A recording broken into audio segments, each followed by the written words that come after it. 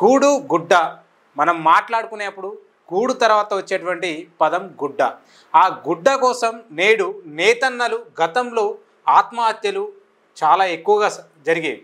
అంటే ఆత్మహత్యలకు పాల్పడేటువంటి వారు తర్వాత ఆ ఆత్మహత్యలు తగ్గాయి అనుకున్న క్రమంలోనే మళ్ళీ ఆత్మహత్యల వైపు వెళ్తూ ఉంది. ఈ రాష్ట్రంలో కానీ ఎందుకు ఈ సంక్షోభం వచ్చింది అనేటువంటి విషయాల కోసం ప్రస్తుతం మనతో పాటు పవర్లూమ్ వర్కర్స్ యూనియన్ రాష్ట్ర ప్రధాన కార్యదర్శి కూరపాటి రమేష్ గారు ఉన్నారు. వారిని అడిగి ఈ విషయాలపైన మనం కులంకుషంగా తెలుసుకునేటువంటి ప్రయత్నం చేద్దాం. నమస్తే అండి. నమస్తే. రాష్ట్రంలో చేనేత మరియు పవర్లూమ్ ఈ కార్మికులు ఎవరైతే ఉన్నారో వాళ్ళ యొక్క పరిస్థితి ఈ సంక్షోభంకి కారణం ఏంటి అసలు?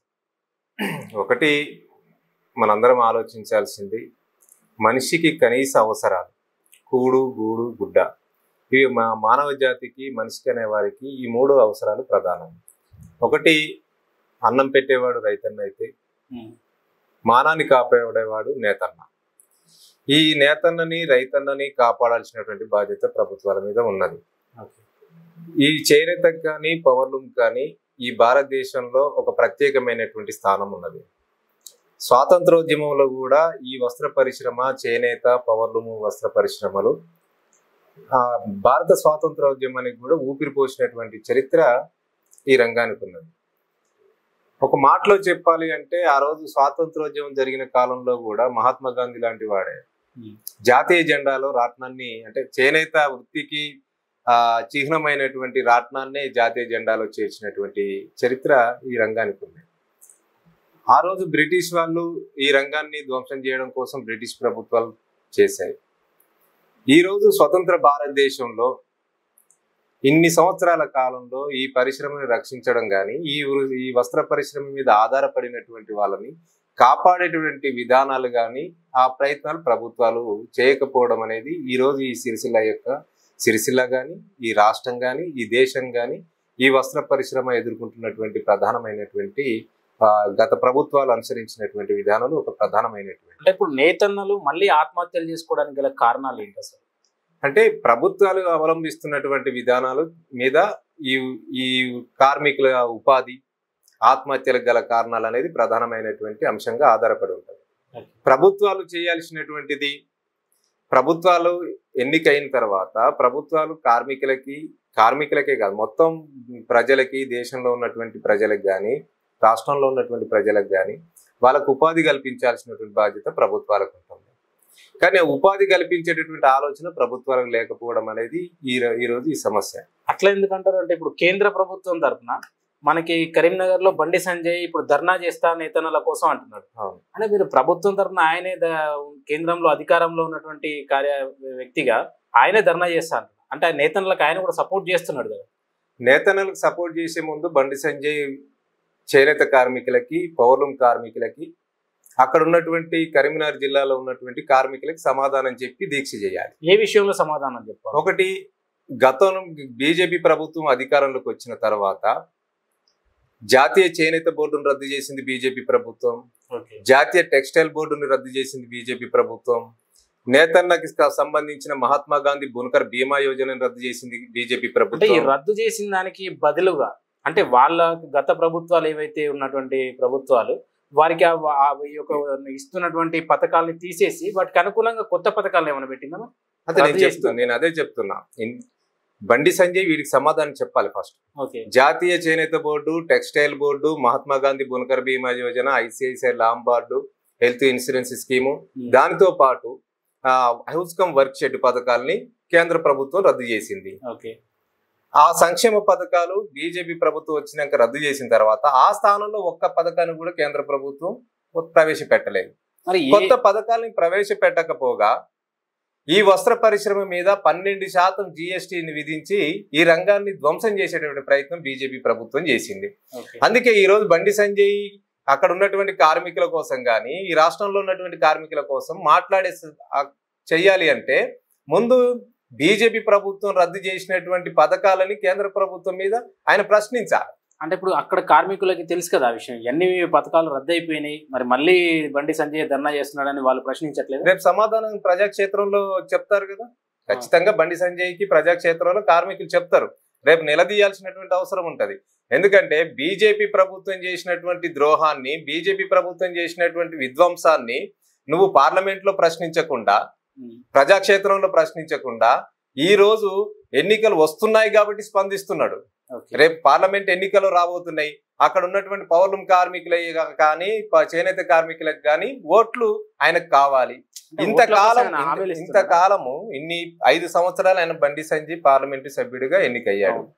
ఈ 5 సంవత్సరాల కాలంలో ఒక్కరోజు కూడా పార్లమెంట్ లో ప్రశ్నించలే, వీళ్ళ హక్కుల కోసం మాట్లాడలే, వీళ్ళ ఉపాధి కల్పన కోసం మాట్లాడలేదు, ఆ సమస్యల పరిష్కారం కోసం రాష్ట్ర ప్రభుత్వం మీద మాట్లాడలే, కేంద్ర ప్రభుత్వం మీద మాట్లాడలే ఈ 5 సంవత్సరాల కాలంలో. మరి ఇప్పుడు ఎందుకు మాట్లాడుతున్నాడు అంటే, ఇప్పుడు పార్లమెంట్ ఎన్నికలు వచ్చినాయి, కార్మికుల సంబంధించినటువంటి ఓట్లు కావాలి. ఇది ప్రభుత్వం బీజేపీ బండి సంజయ్ చేస్తున్నటువంటి ఒక ప్రయత్నం. అంటే రాజకీయ ప్రయోజనం కోసము, ఓట్ల కోసము, తన సీటు కాపాడుకోవడం కోసం ఈ దీక్ష చేస్తుండ. అందుకే ఈ దీక్ష చేసే ముందు బీజేపీ ప్రభుత్వం రద్దు చేసిన పథకాలు, జిఎస్టీ విధించిన దాని మీద నువ్వేం సమాధానం చెప్తావు, చెప్పిన తర్వాత అక్కడ దీక్ష చేయడానికి హక్కు ఉంటుంది. కానీ అవన్నీ బీజేపీ చేసిన దాన్ని పక్కన పెట్టేసేసి ఇక్కడ దీక్ష చేస్తే కార్మికులు ఎట్లా నమ్ముతారు, సమాజం ఎట్లా నమ్ముతుంది? ఓకే, అంటే ఇప్పుడు రాష్ట్ర ప్రభుత్వం కూడా గత ప్రభుత్వం ఏదైతుంటే బతుకమ్మ చీరలు అని చెప్పేసి కానీ, లేకపోతే వివిధ ప్రజా సంఘాలకు కానీ అన్ని రంగాలకు సంబంధించినటువంటి చీరలు అయితే, అంటే ఇప్పుడు ఆశాలకి, అంగన్వాడీలకు చీరలు ఇవ్వడం కానీ, లేకపోతే మున్సిపాలిటీ వర్కర్లకు డ్రెస్సులు ఇవ్వడం కానీ, ఇవన్నీ గత ప్రభుత్వం ఏదైతే అనుసరించి వీళ్ళకి ప్రవేశపెట్టిందో, నేతన్నల కోసం ప్రవేశపెట్టింది, అటువంటి వాటిని ఇప్పుడు ఈ ప్రభుత్వం కొనసాగించట్లేదు. గత ప్రభుత్వం బతుకమ్మ చీరల పథకాన్ని బీఆర్ఎస్ ప్రభుత్వం ప్రవేశపెట్టింది. ఓకే, వాస్తవాన్ని వాస్తవంగా చెప్పుకోవాలి. ఆ బతుకమ్మ చీరల వల్ల సిరిసిల్లలో ఉన్నటువంటి కార్మికులకి కొంత ఉపాధి దొరికింది. అది పూర్తి స్థాయిలో దొరికిందంటే అందులో పూర్తి స్థాయిలో కార్మికులు దొరకలేదు, కొంత మేరకు ఉపశమనం కలిగింది. అక్కడ ఉన్నటువంటి బతుకమ్మ చీరల వల్ల ఇప్పుడు ప్రభుత్వం చెప్తుంది కాంగ్రెస్ అందులో అవినీతి జరిగిందని, దానివల్ల కొంతమందికే లబ్ధి చేకూరింది అని. అందుకే మేము బతుకమ్మ చీరల పథకాన్ని ఈరోజు ఆపేస్తున్నామని ఇప్పుడున్నటువంటి కాంగ్రెస్ ప్రభుత్వం చెప్తుంది. ఓకే, అవినీతి జరిగితే అవినీతి మీద ఎంక్వైరీ చేయండి. ఎవరు అవినీతికి పాల్పడ్డారో, అధికారులు పాల్పడ్డరా, యాజమాన్యం పాల్పడ్డరా, వాళ్ళ మీద చర్య తీసుకోండి. కానీ అవినీతి పేరుతోటి ఈరోజు కార్మికులకు ఉపాధి లేకుండా చేయడం న్యాయం కాదు కదా ప్రభుత్వానికి. అంటే ఉన్న పథకాలకు ఎసరు పెట్టే ఉన్న పథకాలు ఇప్పుడు దాంట్లో అవినీతి జరిగితే చర్యలు తీసుకో. అవినీతిని ఎలా అరికట్టాలో ఆ బతుకమ్మ చీరల వల్ల జరిగిందన్న, ఈ బతుకమ్మ చీరలు ఏదైతే అవినీతి జరిగిందంటున్నారో దానిలో జరిగినటువంటి అవినీతిని చేసినటువంటి వాటిని బయటపెట్టి వాళ్ళ మీద చర్యలు తీసుకోండి. అధికారులు చేశారా, యాజమాన్యం చేశారా, ఎవరు దానికి బాధ్యులు, దాని మీద చర్యలు తీసుకోవాలి. ఒకరో ఇద్దరు చేసినటువంటి తప్పుని మొత్తం అక్కడ ఉన్నటువంటి సిరిసిల్లలో ఉన్నటువంటి 30,000 మంది కార్మికుల పొట్టగొట్టి ఉపాధిని దెబ్బతీసే ప్రయత్నం రాష్ట్ర ప్రభుత్వం చేయడం అనేది అన్యాయం కదా. అవును, అంటే ఇప్పుడు మనం అక్కడ చూసినటువంటి నేతన్నల పరిస్థితి చూస్తే ఆ 30,000 మంది కార్మికులు రోడ్డున పడి ఇప్పుడు ఈ మధ్యనే 2 ఆత్మహత్య చేసుకున్నారని చెప్పేసి అంటాం. అలాంటి వాటికి వాళ్ళకి కూడా ఈ రాష్ట్ర ప్రభుత్వం కానీ, కేంద్ర ప్రభుత్వం కానీ వాళ్ళకి ఏమైనా హామీ ఇవ్వడం కానీ, వాళ్ళ కుటుంబానికి నష్టపరిహారం ఇవ్వడం కానీ ఏమైనా చేశారా? ఇప్పటివరకు రాష్ట్ర ప్రభుత్వం నుంచి అక్కడ జరిగినటువంటి కార్మికుల యొక్క ఆత్మహత్యల మీద ప్రభుత్వం ఇప్పటిదాకా స్పందించలేదు. అక్కడ ఉన్నటువంటి కార్మికులని ఆత్మహత్యలు జరగకుండా మనోధైర్యాన్ని ఇవ్వాల్సినటువంటి ప్రభుత్వం కూడా ఆ మనోధైర్యాన్ని కూడా ఇవ్వలే. నష్టపరిహారం తర్వాత కానీ ఆత్మహత్యలు పాల్పడొద్దు, ప్రభుత్వం మేము ఉన్నాం, మీకు భరోసాని ఇస్తున్నాం, మీకు ఉపాధి కల్పిస్తాం, మీరు అధైర్యపడొద్దు, మీ కుటుంబాలని ఆగం చేసి మీరు ఆత్మహత్య చేసుకోవద్దని కనీసం మనోధైర్యాన్ని ఇచ్చేటువంటి ప్రయత్నం రాష్ట్ర ప్రభుత్వం చేయలేదు. అందుకే నష్టపరిహారం గురించి కాదు, అసలు నష్టపరిహారం చచ్చిన తర్వాత నష్టపరిహారం దేనికోసం, అది ఆ కుటుంబానికి కొంత ఆసరా అవుతుంది, కానీ మనిషి లేని లోటుని నష్టపరిహారం పూడ్చదు కదా. అందుకే ఆత్మహత్యలు జరగకుండా ప్రభుత్వం చర్యలు తీసుకోవాలి. ఒకవేళ ఆత్మహత్యలు జరిగితే వాళ్ళ కుటుంబాన్ని ఆదుకోవాల్సినటువంటి అవసరం ప్రభుత్వాల మీద. కానీ ఇప్పటివరకు అక్కడ నష్టపరిహారం కానీ ఆ కుటుంబాలకు మనోధైర్యాన్ని ఇచ్చే ప్రయత్నం రాష్ట్ర ప్రభుత్వం చేయలేదు. అంటే ఇప్పుడు ఈ చేనేత పరిశ్రమకి మరి అదేవిధంగా పవర్లూమ్ వర్కర్స్ ఏదైతే వాళ్ళకి ప్రభుత్వం ఇప్పటివరకు ఇంకా ఏమి కొత్తగా ఏర్పడిన కాంగ్రెస్ ప్రభుత్వం ఏమి చేయలేదంటారు? ఏం చేశారు వాళ్ళు? ఇప్పటివరకు రాష్ట్రంలో కాంగ్రెస్ పార్టీ అధికారంలోకి వచ్చిన తర్వాత గడిచినటువంటి ఈ 4 నెలల్లో ఈ రంగానికి ఒక సంక్షేమ పథకాన్ని ప్రవేశపెట్టలే. ఈ రంగంలో ఉన్నటువంటి కార్మికులకు ఉపాధి కల్పన కోసం ఏ విధంగా చర్యలు తీసుకోవాలో ఒక ప్రణాళికను రూపొందించలే. ఈ 4 నెలల కాలంలో చేసినటువంటి నిర్లక్ష్యమే ఈరోజు సిరిసిల్లలో ఈ సంక్షోభానికి కారణం. ఒక సిరిసిల్లాలోనే కాదు, రాష్ట్ర వ్యాప్తంగా ఈ సమస్య ఉంది. ప్రధానంగా అక్కడ కార్మికులు ఎక్కువ మంది ఒకే చోట ఎక్కువ మంది ఉన్నారు కాబట్టి అక్కడ సమస్య తీవ్రత కనబడుతుంది. అందుకే రాష్ట్ర వ్యాప్తంగా ఈ సమస్య ఉంది. ఇది ఒక సిరిసిల్ల వరకే కాదు, రాష్ట్ర వ్యాప్తంగా ఈ సమస్య ఉంది కాబట్టి ప్రభుత్వం ఇప్పటిదాకా ఈ కార్మికులకు ఉపాధి కల్పించడం కోసం, వీళ్ళని సంక్షేమ పథకాలు అందించడం కోసం కానీ, వీళ్ళని అభివృద్ధి చేయడం కోసం కానీ రాష్ట్ర ప్రభుత్వం చర్యలు తీసుకోలేదు, స్పందించలేదు. ఉన్న పథకాలు కూడా ఈరోజు ఆపేసినటువంటి పరిస్థితి కూడా ఉంది. ఈరోజు నేతన్న బీమా చనిపోతే 5 లక్షల రూపాయల నేతన్న బీమా వచ్చేది.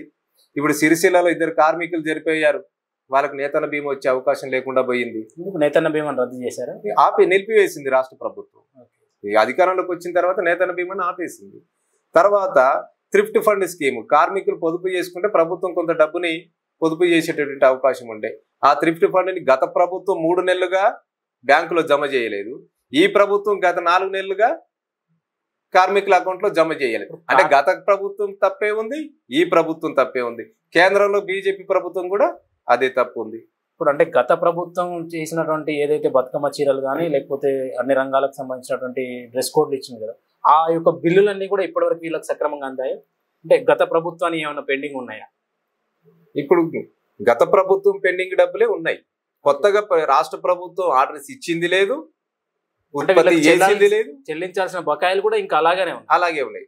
అంటే ఈ ప్రభుత్వం గత ప్రభుత్వానికి సంబంధించిన 485 కోట్ల రూపాయలు గత ప్రభుత్వం ప్రొడక్షన్ చేసింది, కార్మికుల ద్వారా ప్రొడక్షన్ చేయించింది, ప్రభుత్వం కొనుగోలు చేసింది. కానీ కొనుగోలు చేసినటువంటి వస్త్రాలకి ప్రభుత్వం బకాయిలు చెల్లించకపోవడం వల్ల తిరిగి దాన్ని మళ్ళీ కార్మికులకు ఉపాధి కల్పించలేనటువంటి పరిస్థితిలో ప్రాథమిక చేనేత సహకార సంఘాలు వచ్చినాయి. కొంతమంది యాజమాన్యం కూడా తిరిగి కార్మికులకు ఉపాధి కల్పించలేని స్థితిలోకి ఈరోజు రాష్ట్రంలో ఉన్న వస్త్ర పరిశ్రమ. బతుకమ్మ చీరలు ఇవ్వాల్సి వచ్చి ఉంటే ఇప్పటికే వాళ్ళకి ఆర్డర్ ఇవ్వాల్సినటువంటి పరిస్థితి, అంటే ఆర్డర్ ఇస్తేనే అప్పటి వరకు అవుతాయి. అంటే కాంగ్రెస్ ప్రభుత్వం అసలు బతుకమ్మ చీరల పైన ఏమైనా మాట్లాడిందా, లేకపోతే వాళ్ళ పేరు మార్చి కానీ లేదా ఇస్తాము అని ఇవ్వము అనేటువంటి అంశాలు కానీ వీళ్ళకి ఏమైనా చెప్పినటువంటి పరిస్థితి ఉందా? రాష్ట్ర ప్రభుత్వం చెప్తుంది ఏంటంటే బతుకమ్మ చీరలో అవినీతి జరిగిందని అంటున్నారు. అవినీతి జరిగితే చర్యలు తీసుకోమంటున్నాము. బతుకమ్మ చీర పథకాన్ని మేము కొనసాగించమని కూడా రాష్ట్ర ప్రభుత్వం స్పష్టంగా చెప్పింది. మేమేమంటున్నాం, గత ప్రభుత్వం మీద మీకు రాజకీయ కక్ష ఉంటే, రాజకీయ విమర్శలు చేయదలుచుకుంటే మీరు రాజకీయ క్షేత్రంలో చూసుకోండి, కానీ కార్మికుల ఉపాధి మీద వాళ్ళ పొట్టను కొట్టేటటువంటి ప్రయత్నం చేయొద్దు. బతుకమ్మ చీర కాకపోతే ఇందిరమ్మ చీర పెట్టు, సోనియమ్మ చీర పెట్టు, ప్రియాంక గాంధీ చీర పెట్టు, లేదు తెలంగాణ చీర అని పెట్టు.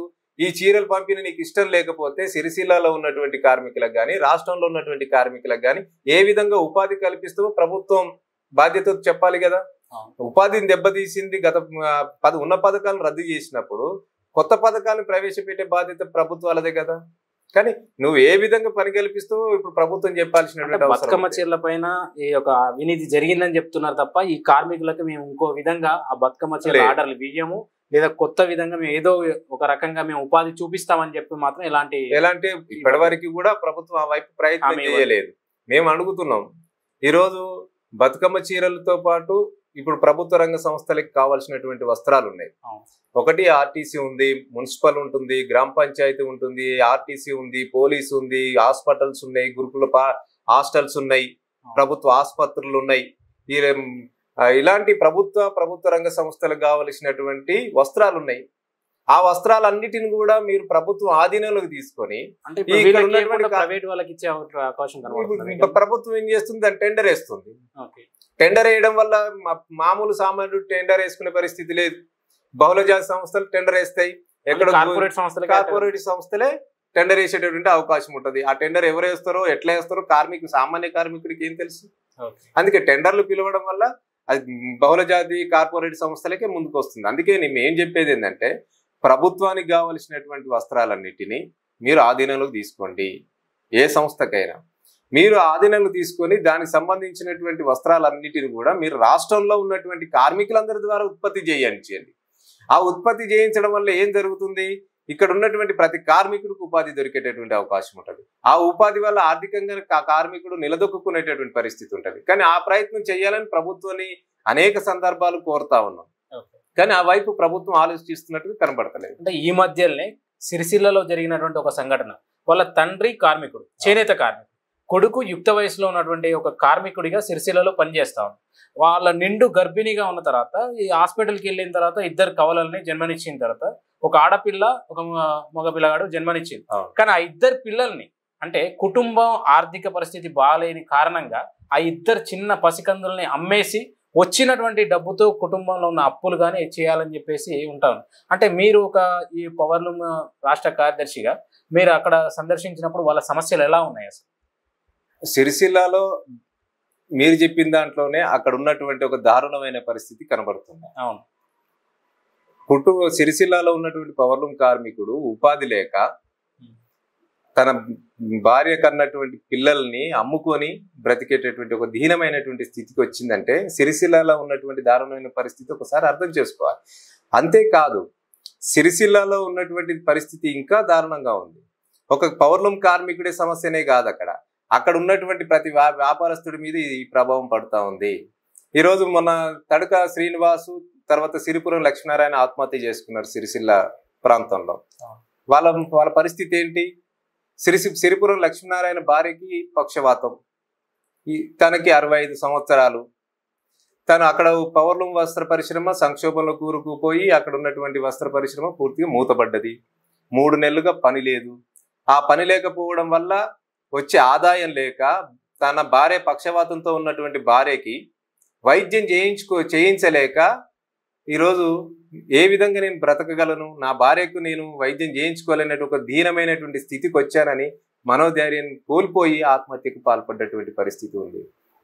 అదేవిధంగా తడక శ్రీనివాస్ అనే కార్మికుడు, తన పరిస్థితి ఏంటి? తను బీపీ షుగర్ పేషెంట్, పవర్లూమ్ కార్మికుడు. తన పవర్లూమ్ కార్మికుడు ఉపాధి లేకపోవడం వల్ల కనీసం బీపీకి షుగర్కి వైద్యానికి చేయించుకోలేనటువంటి పరిస్థితిలో తను ఆత్మహత్య చేసుకున్నాడు. తనకి 2 ఆడపిల్లలు, వాళ్ళు కూడా రోడ్డున పడినటువంటి పరిస్థితి కూడా ఉంది. అంటే ఒక శ్రీనివాసు, ఒక సిరిపురం లక్ష్మీనారాయణ పిల్లలు నమ్ముకున్నటువంటి కార్మికుడి యొక్క పరిస్థితిని చూస్తే ప్రభుత్వాలు ఎంత దారుణంగా వ్యవహరిస్తున్నాయో ఈ కార్మికుల పట్ల నిర్లక్ష్యంగా. కాబట్టి ఇంత దారుణమైనటువంటి పరిస్థితి రాకుండా ప్రభుత్వాలు చూడాల్సినటువంటి బాధ్యత ప్రభుత్వాలకు ఉంది. అంటే ప్రభుత్వాలు చెప్తా ఉన్నాయి కదా, మేము కుల వృత్తుల్ని ప్రోత్సహిస్తా ఉన్నాం, కుల వృత్తులకు సంబంధించి వాళ్ళని మేము ఇంతటితోటి అంతరించిపోకుండా వాళ్ళని కాపాడుకునే ప్రయత్నం చేస్తున్నాం, లోన్లు ఇస్తా ఉన్నాం, ఇట్లా అంటున్నది. ఇది మరి సిరిసిల్లలో ఎంతవరకు అమలైంది? అప్పటికైనా గత ప్రభుత్వం అయినా ఇప్పుడు అయినా? అదే, ఇది గత ప్రభుత్వం అమలు చేయకపోవడం, ఈ ప్రభుత్వం అమలు చేయకపోవడమే ఈ దుస్థితికి కారణం. ఏమి అమలు చేయట్లేదు అనేది స్పష్టంగా కనబడుతుంది కదా. ఆకలైన వాడికి అన్నం పెడితే ఆకలి కోసం కొట్లాడాడు, ఆత్మహత్య చేసుకోడు. ఆత్మహత్య చేసుకుంటూ ఆకలి కోసం కొట్లాడుతుందంటే అక్కడ అన్నం పెట్టలేదు, కడుపు కాలుతుందనే కదా. అంటే మనకు వాళ్ళు చెప్పడం మాత్రం కుల వృత్తులు మేము ప్రోత్సహిస్తా ఉన్నాం, చాలా బాగా మేము చేసాం, మా పాలన ఇలా ఉంది అలా ఉంది అని అందరూ చెప్తా ఉన్నారు. ఇప్పుడు మాటల వరకే పరిమితం అవుతున్నారు. ఇప్పుడు కేంద్ర ప్రభుత్వం ఇంతకుముందు చెప్పాం, కేంద్ర ప్రభుత్వం మేము ఏదో చేసాం, చేనేతకి పౌరం రంగానికి ఏదో చేసామని చెప్తుంది. నువ్వు చేసింది ఏమీ లేదు, ఉన్న పథకాలు రద్దు చేసావు కదా. బయట చెప్పేది ఒకటి, చేసేది ఒకటిగా కనబడతా ఉంది. ఇప్పుడు మీరు కార్మికుల పక్షాన, కార్మికుల కోసం మీరు ప్రభుత్వాన్ని ఏం డిమాండ్ చేస్తా ఉన్నారు, ఏం అడగదలుచుకున్నారు అసలు? ఒకటి, పవర్లూమ్ పరిశ్రమకి, చేనేత పరిశ్రమకి ప్రభుత్వాలు ఒక ప్రత్యేకమైనటువంటి పాలసీలు రూపొందించాలి. ఆ పాలసీలు కూడా కార్మికుల ఉపాధి కోసము, సంక్షేమం కోసము, వాళ్ళ అభివృద్ధి కోసం ఆ పాలసీ ఉండాలి. 2, వాళ్ళకి పెరిగినటువంటి ధరలకు అనుగుణంగా వేతనాలు కూడా ఆ పాలసీలో రూపొందించాలి. పాలసీ ఎందుకని ప్రభుత్వం అడుగుతా ఉంది. ఈ సందర్భంగా మేము అడుగుతున్నాం, ఈ ప్రభుత్వానికి ఆదాయం రావడం కోసం ప్రభుత్వం ఒక పాలసీని ప్రకటించింది. ఏంటి ఆ పాలసీ? గత ప్రభుత్వం ప్రకటిస్తుంది, ఈ ప్రభుత్వం ప్రకటిస్తుంది, రేపు రాబోయేటటువంటి ప్రభుత్వం కూడా ప్రకటిస్తుంది. ఏంటి? లిక్కర్ పాలసీ ప్రకటిస్తుంది ప్రభుత్వాలు. లిక్కర్ పాలసీ దేనికోసం ప్రకటిస్తారు? ఆదాయం కోసం ప్రకటిస్తున్నాం. ఆ లిక్కర్ పాలసీ విధానం ఏంటి? లిక్కర్ పాలసీ విధానం ఏంటి? ఆ గ్రామంలో ఎంత జనాభా ఉన్నారు, ఆ గ్రామంలో ఎంత దూరానికి ఒక షాప్ పెట్టాలి, ఆ గ్రామంలో ఎంత లిక్కర్ అమ్మాలి, ఆ గ్రామం నుంచి ఎంత ఆదాయం రాబట్టాలనేది ఒక పాలసీ రూపొందించుకుంటున్నాయి ప్రభుత్వాలు. అంటే ప్రజల ఆరోగ్యాన్ని దెబ్బతీసేది, ప్రజల జోబుల నుంచి ఆదాయాన్ని రాబట్టేటువంటి లిక్కర్కి నువ్వు పాలసీ రూపొందించినావు. ప్రభుత్వాలకు ఆదాయం తెచ్చి ప్రజల ఆరోగ్యాలను కాపాడి మానాల్ని కాపాడేటటువంటి వస్త్ర పరిశ్రమకి నువ్వు ఆ పాలసీ రూపొందించట్లేదు. అందుకే ఈ వస్త్ర పరిశ్రమకి ప్రాణాన్ని, మానాన్ని, ఆదాయాన్ని కాపాడేటువంటి వస్త్ర పరిశ్రమకి ఒక పాలసీని రూపొందించాలి. చేనేతకి, పవర్లూమ్ కార్మికులకి వాళ్ళ అభివృద్ధి కోసం ఒక సంక్షేమ బోర్డుని ప్రభుత్వం ఏర్పాటు చేయాలి. బోర్డును ఏర్పాటు చేయడమే కాదు, ఆ బోర్డుకి విధులు, నిధులు కేటాయించాలి. అందుకే 1000 కోట్ల రూపాయలు ఈ రంగానికి కేటాయించాల్సినటువంటి అవసరం ఉందనేది మేము ప్రధానంగా ప్రభుత్వాన్ని డిమాండ్ చేస్తున్నాం. నేతన్నలు అత్యధికంగా ఒక 30,000 మంది కార్మికులు సిరిసిల్లాలో ఉన్నారు. ఈ సిరిసిల్లాలో ఈ 30,000 మంది కార్మికులతో పాటు గత 48 రోజులుగా ధర్నాలు చేస్తూ ఉన్నారు. అసలు ఎందుకు ధర్నా చేయాల్సి వస్తుంది, దేనికోసం చేస్తూ ఉన్నారు? ఒక సిఐటియుగా కార్మికుల యొక్క సమస్యల్ని వాళ్ళు ఏం ఎదుర్కొంటున్నారు అనేది మేము పసిగట్టాం ముందుగానే. సిరిసిల్లాలో రాబోయేటటువంటి కాలంలో ఒక తీవ్రమైనటువంటి సంక్షోభాన్ని ఎదుర్కోబోతుంది. ఆ సంక్షోభం వల్ల కార్మికులకు ఉపాధి పోతుంది. ఉపాధి పోవడం వల్ల గతంలో జరిగినటువంటి ఆత్మహత్యల, ఆకలి చావులకి దారి తీసేటటువంటి ఒక ప్రమాదం ఉంది అని ముందే గమనించి రాష్ట్ర ప్రభుత్వానికి, రాష్ట్ర మంత్రి తుమ్మల నాగేశ్వరరావు గారికి అక్కడ సిరిసిల్లాలో ఉన్నటువంటి పరిస్థితిని, ఈ రాష్ట్రంలో ఉన్నటువంటి పరిస్థితిని చాలా వివరంగా విన్నవించినాం. చేనేత శాఖ మంత్రి గారికి అనేక సందర్భాలు, ఒకసారి కాదు, 2 సార్లు కాదు, దాదాపు 5 సార్లు మంత్రి గారిని కలిసినాం, వినతి పత్రాలు ఇచ్చాం. రాబోయేటటువంటి కాలంలో చాలా తీవ్రమైనటువంటి సమస్య ఈ ప్రాంతంలో ఎదుర్కోబోతా ఉన్నామని మంత్రి గారికి చెప్పాం. అయినా అక్కడి నుంచి స్పందన లేదు, వాళ్ళు స్పందించలేదు. దాంతోపాటు చేసింది ఏంటి, ఆర్థిక మంత్రి గతంలో సిరిసిల్లాకు సంబంధించినటువంటి బకాయిలు చెల్లించాలి ప్రభుత్వం, అక్కడ ఉన్నటువంటి కార్మికులను ఆదుకోవాలి, వీటన్నిటి కోసము బట్టి విక్రమార్కని కలిసాం. అక్కడి నుంచి స్పందన లేదు. రాష్ట్ర ముఖ్యమంత్రి గారికి కూడా ప్రయత్నం చేశాం, అక్కడి నుంచి కూడా పెద్ద స్పందన రాలేదు. ఈ రానటువంటి కాలంలోనే ఈ ప్రభుత్వాన్ని నిలదీయాలి ప్రజాక్షేత్రంలో. కొత్తగా వచ్చిన ప్రభుత్వం కాబట్టి అప్పుడే పోరాటాలు నిర్వహిస్తే బాగుండదు కాబట్టి మేము విన్నవించే ప్రయత్నం చేసినాం. ఈ కాలంలో ప్రభుత్వం స్పందించలేదు. స్పందించకపోవడం వల్ల అక్కడ ఉన్నటువంటి కార్మికుల యొక్క బాధల్ని రోడ్డు మీదకి వస్తున్నటువంటి పరిస్థితి. అందుకే అక్కడ ఉన్నటువంటి కార్మికులు పోరాటంలోకి వస్తూ ఉన్నారు. అక్కడ ఉన్నటువంటి కార్మికులందరినీ ఐక్యం చేసే ప్రయత్నం చేశాం. అక్కడ ధర్నాలు చేసాం, మహాధర్నాలు చేసినాం, రాస్తారోకలు చేసినాం. రాస్తారోకలు చేసినటువంటి సందర్భంలో మాలాంటి వాళ్ళపైన కూడా అక్కడ ఉన్నటువంటి పోలీసులు కేసులు పెట్టారు. అయినా వెనుకడుగు వేయలేదు. ప్రభుత్వం అప్పటికీ స్పందించలేదు. ఇన్ని జరుగుతూ ఉన్నా అక్కడ ప్రభుత్వం స్పందించలేదు. ఆకలి చావులు, ఆత్మహత్యలు జరిగినాయి. తడక శ్రీను అనే కార్మికుడు చనిపోయిన తర్వాత అక్కడ ఆకలి బాధలు చూడలేక మేమే అక్కడ ఆ సిరిసిల్ల ప్రాంతంలో భిక్షాటన చేసి ఇల్లు తిరిగి షాప్ తిరిగి అక్కడ కూరగాయలు, బియ్యం, ఉప్పు, పప్పు వాడికి తీసుకొచ్చి అక్కడ ఉన్నటువంటి కార్మికుల యొక్క ఆకలి తీర్చే ప్రయత్నం చేసినాం. అన్నదాన కేంద్రాలు పెట్టినాం. అట్లా పెట్టిన ప్రభుత్వాలు స్పందించలేదు. అంటే ఇన్ని కార్యక్రమాలు చేసినా ప్రభుత్వం స్పందించలేకపోవడం వల్ల మళ్ళీ మరో ఆత్మహత్య జరిగినటువంటి పరిస్థితి.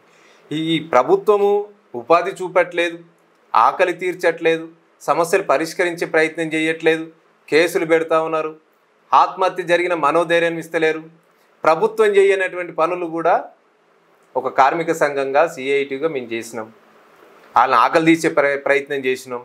వాళ్ళ ఆత్మహత్యలు మీరు చేసుకోవద్దు, మీకు ఆత్మహత్య చేసుకుంటే మీ కుటుంబం రోడ్డున పడుతుంది, నువ్వు కట్టుకున్న భార్యనో లేకపోతే నువ్వు కన్న పిల్లలో, నిన్ను కన్న తల్లిదండ్రులు రోడ్డున పడతారు అని వాళ్ళ ధైర్యం, మనోధైర్యానికి కోల్పోకుండా వాళ్ళ ధైర్యాన్ని ఇచ్చే పద్ధతిలో సమస్య పరిష్కారం కోసం పోరాటం చేద్దామనే ఒక మనోధైర్యాన్ని ఇవ్వడం కోసం ఆ సిరిసిల్ల మొత్తం మేము పాదయాత్ర చేసి మనోధైర్యాన్ని ఇచ్చేటటువంటి ప్రయత్నం చేసినాం. అయినా ప్రభుత్వం స్పందించినటువంటి పరిస్థితి కూడా ఉంది. అందుకే ఆఖరికి అక్కడ ఉన్నటువంటి కార్మికులందరినీ, కార్మిక సంఘాలని ఏకం చేసి జేఏసీగా ఏర్పడి అక్కడ నేతన్నల గర్జనని నిర్వహించినటువంటి పరిస్థితి కూడా ఉంది.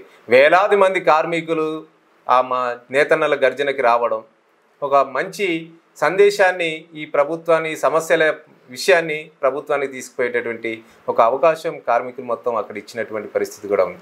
అందుకే ఈ అన్ని ప్రయత్నాలు చేస్తూ ప్రభుత్వం మీద మా శక్తి మేరకి అక్కడ ఒత్తిడి పెట్టగలిగినాం, ప్రభుత్వాన్ని నిలదీయగలిగినాం. గత 4 రోజులుగా ప్రభుత్వం అక్కడ పోరాటాలు చేస్తూ ఇక్కడ ప్రభుత్వం మీద ఒత్తిడి తేవడం కోసం, మంత్రుల మీద, ముఖ్యమంత్రి మీద, అధికారుల మీద ఒత్తిడి తేవడం కోసం మా వంతు ఒక ప్రయత్నం చేసినాం. అంటే మీ పోరాటాల ఫలితంగా ప్రభుత్వం దృష్టికి అయితే వెళ్ళింది అని అంటారు? ప్రభుత్వం దృష్టికి ఈరోజు గత 2 రోజుల క్రితం పొన్నం ప్రభాకర్ గారిని, చేనేత శాఖ మంత్రి తుమ్మల నాగేశ్వరరావు గారిని కలిసాం. మీరు సమస్యలు పరిష్కరించకపోతే పెద్ద ఎత్తున ఉద్యమం సాగుతుంది. ఉద్యమం చేయడం కోసం మేము ఆరాటపడట్లేదు. కార్మికులు ఉపాధి కల్పించడం కోసం, ఆత్మహత్యలు జరగకుండా చూడడం కోసం మీరు ప్రయత్నం చేయాలని ఒత్తిడి చేసి వాళ్ళని ఒప్పించేటటువంటి ప్రయత్నం చేసినాం. గత 2 రోజుల క్రితం 2 మంత్రులను కలిసిన తర్వాత ఈరోజు కలుస్తానని చెప్పారు. ఈరోజు బట్టి మన పొన్నం ప్రభాకర్ గారిని, బీసీ సంక్షేమ శాఖ మంత్రి పొన్నం ప్రభాకర్ గారిని కలిసినాం. సమస్యల తీవ్రతని విన్నవించినాం. ఆ ప్రాంతంలో ఉన్నటువంటి ఆ జిల్లా మంత్రి కాబట్టి ఆయన మీద ఒత్తిడి తెచ్చే ప్రయత్నం చేసినాం. కార్మికుల బాధలు చెప్పినాం, ఆత్మహత్యల బాధలు చెప్పినాం, ఆత్మహత్యలు చేసుకున్న కుటుంబాల యొక్క దీన స్థితిని చెప్పినాం. ఇది మరో పెను ప్రమాదం సిరిసిల్ల ప్రాంతంలో రాష్ట్రంలో జరగబోతుంది. అందుకే మీరు ఈ సమస్యను సాధ్యమైనంత మేరకి మీరు త్వరగా పరిష్కరించాలన్నాం. ఆఖరిగా సిరిపురం లక్ష్మీనారాయణ చావే సిరిసిల్లలో ఆత్మహత్యలకి ఫుల్ స్టాప్ పెట్టకపోతే మరింత పెను ప్రమాదం ఉందని చెప్పాం.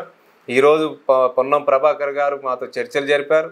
వారే మళ్ళీ బట్టి విక్రమార్క ఆర్థిక మంత్రి, ఉప ముఖ్యమంత్రి అయినటువంటి బట్టి విక్రమార్క దగ్గరికి తీసుకెళ్ళి ఈ సమస్య తీవ్రతని వారు విన్నవించారు. మేము పెట్టినటువంటి డిమాండ్స్ ఏవి ఉన్నాయో ఆ డిమాండ్స్ పరిష్కరిస్తామని చెప్పి ఈరోజు సిరిసిల్లకి పొన్నం ప్రభాకర్ గారు వెళ్ళారు. అక్కడ ప్రకటిస్తున్నారు. ఆ సిరిసిల్ల ప్రాంతంలో కానీ ఈ రాష్ట్రంలో ఉన్నటువంటి సమస్యలు పరిష్కరిస్తానని అక్కడ ప్రకటించారు. ఇప్పటికే ప్రకటనలకే పరిమితం కావద్దు మంత్రి గారికి చెప్తున్నాం. మా పోరాటం ఇక్కడతో ఆగలేదు. ఈ సమస్య పరిష్కారం కోసము మీరు ఒక ప్రయత్నం చేసినప్పుడు మేము అభినందిస్తున్నాం. మీరు ఈరోజు ప్రకటించిన పద్ధతుల్లో మీరు కట్టుబడి ఉండకపోతే రాబోయేటటువంటి కాలంలో మరింత ఉద్యమాన్ని ముందుకు తీసుకెళ్తాం. పోరాటం మాత్రం కార్మికుల సంక్షేమం, ఉపాధి, అభివృద్ధి కోసం మా పోరాటం కొనసాగుద్ది. ముఖ్యంగా కార్మిక సోదరులందరికీ చెప్పదలుచుకున్నాం ఈ సందర్భంగా ఏంటి అంటే, ఎవరు మనోధైర్యాన్ని కోల్పోవద్దు. మీరు మన సమస్య పరిష్కారం కోసం పోరాడదాం. ఆ పోరాటంలో మీకు కలిసి వచ్చే శక్తులందరినీ కూడగడదాం. మనం ఆత్మహత్య చేసుకుంటే మన కుటుంబాలు రోడ్డున పడతాయి. మనము కుటుంబ పెద్దగా మనం ఉన్ననాడే మన కుటుంబాన్ని పోషించుకోలేకపోతున్నాం, పిల్లల్ని చదివించుకోలేకపోతున్నాం. మరి మనమే ఆత్మహత్య చేసుకుంటే, కుటుంబ పెద్ద ఆత్మహత్య చేసుకుంటే మన మీద ఆధారపడినటువంటి కుటుంబ సభ్యుల యొక్క పరిస్థితి ఏమిటి అని ప్రతి ఒక్క కార్మికుడు ఆలోచించాలి. మీరు మనోధైర్యాన్ని కోల్పోవద్దు. సమస్య పరిష్కారం కోసం సిఐటి లాంటి సంఘాలు ఉన్నాయి. సిఐటి పోరాడుతుంది. తెలంగాణ పవర్లూమ్ వర్కర్స్ యూనియన్ మేము కార్మికుల్ని కడుపులో పెట్టుకొని ఇప్పటిదాకా చూసుకున్నాం. సిరిసిల్లలో ఉదాహరణకి వాళ్ళ సమస్య పరిష్కారం కోసం పోరాటం చేసినాం, ధర్నాలు చేసినాం, రాస్తారోకలు చేసినాం, కేసులు పెట్టించుకున్నాం. అయినా కార్మికులకి ఆకలి తీర్చడం కోసం అన్నదానాల కేంద్రాలు పెట్టి కడుపులో పెట్టి కార్మికుల్ని చూసుకుంటున్నటువంటి పరిస్థితి ఉంది. అందుకే కార్మికులు మనోధైర్యం కోల్పోవద్దు. మీకు అందరికీ కార్మిక సంఘాలు ఉన్నాయి. ఈ ప్రజల్ని కూడా మీకు అండగా నిలబెట్టే ప్రయత్నం చేస్తాం. మన కుటుంబాలని కాపాడుకుందాం, మన సమస్య పరిష్కారం కోసం పోరాడదాం. అంతే తప్ప ఆత్మహత్యలకు మాత్రం గురి కావద్దనేది ఈ సందర్భంగా తెలియజేస్తున్నాం. నేతన్నలు నేల కొరుగుతున్నారు. ఈ నేతన్నలు ఎందుకు నేల కొరుగుతున్నారు అనే విషయాన్ని మనకి కులంకుశంగా ఒక సిరిసిల్లలో అత్యధికంగా కార్మికులు ఉన్నారు కాబట్టి మనకి సిరిసిల్ల అనే ప్రస్తావన వచ్చింది. రాష్ట్రంలో ఉన్నటువంటి చేనేత కానీ పవర్లూమ్ కార్మికులు ఎవరైతే ఉన్నా కానీ వారి యొక్క సమస్యలను పరిష్కారం కోసం ప్రభుత్వం దృష్టికి తీసుకెళ్లారు. ఈ అవకాశాన్ని ప్రభుత్వానికి ఇచ్చినటువంటి కార్మిక సంఘాలు ఎంతవరకు నెరవేరుస్తాయి అనేటువంటి దాన్ని కూడా వాళ్ళు చర్చిస్తూ ఉన్నారు. త్వరలోనే ఈ సమస్యల పరిష్కారం అవుతాయి కాబట్టి నేతన్నలు ఎవరు ఆత్మహత్యలు చేసుకొని వారి కుటుంబాలకి మళ్ళీ రోడ్డున పడే విధంగా చూడకూడదని నేతన్నలకు అండగా కార్మిక సంఘాలు ఉన్నాయని తెలియజేస్తూ మనతో పాటు ఇప్పటివరకు కురపాటి రమేష్ గారు చాలా విషయాలు మనకి విపులీకరించారు. వారికి ప్రత్యేకమైనటువంటి ధన్యవాదాలు. నమస్కారం.